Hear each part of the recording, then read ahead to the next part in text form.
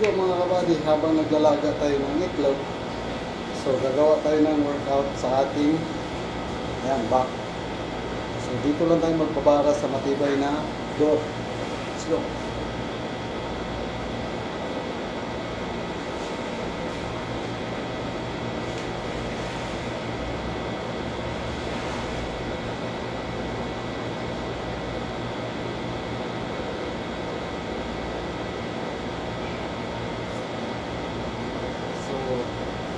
Dalawang posisyon ang gagawin natin, isang wide, isang close para sa ating lower part ng ating back.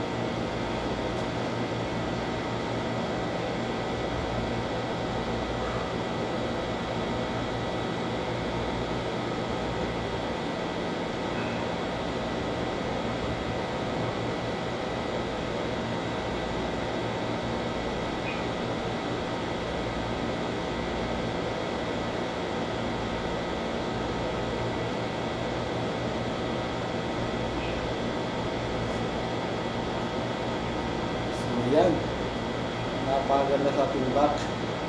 So, yung mga ganyan workout ay sa bahay lang natin madalas ginagawa. So, napaka-effective sa ating mga workout basta ginagawa. So, yan. Let's go.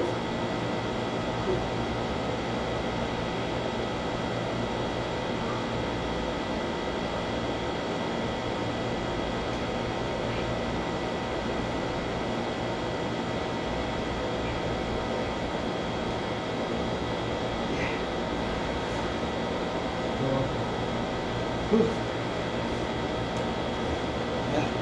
bigla agad nag-unat yung back natin. So, let's go.